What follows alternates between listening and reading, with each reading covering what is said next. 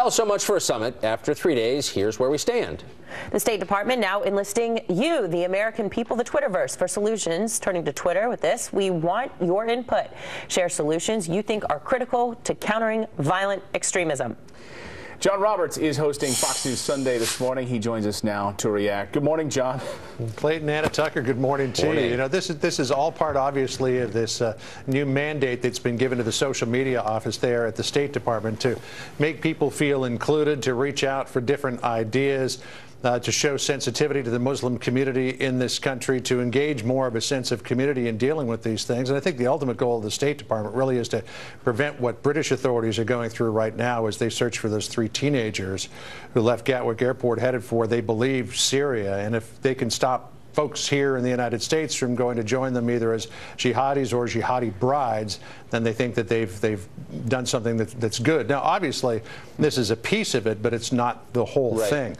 Yeah, so there needs to be a military strategy as well. Well, so John, we also learned this week in a leaked document that the administration believes the real threat domestically in this country comes not from Islamic extremists or violent extremists, as they said, but from conservatives, from right-wing anti-government groups. What's the follow-up been?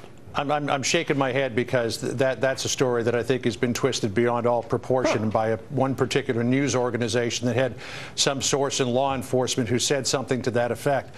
I just was sitting down with the Secretary of Homeland Security, Jay Johnson, and asked him not on camera but off camera about this Southern Citizen extremist intelligence report that went out. I read that from beginning to end. There is no mention in there about SCEs being any kind of greater threat than ISIS. And I asked the Secretary himself, and he said, I am focused on ISIS, I'm focused on al-Qaeda, I'm focused on international terrorist groups mounting attacks in this country. I will leave that one to law enforcement.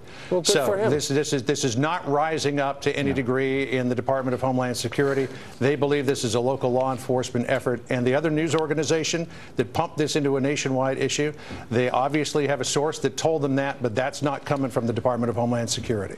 You're talking to the Secretary today on the show, and obviously one of the big headlines this morning, John, of course, is what is unfolding up in Minneapolis, the Mall of America, and the threat from al-Shabaab, right?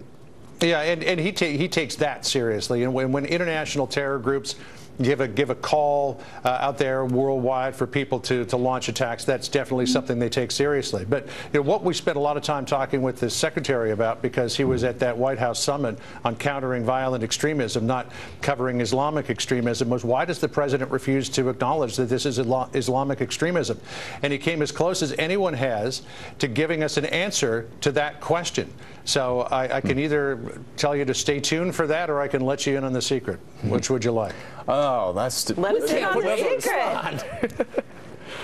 He says the reason is it's not because of political correctness.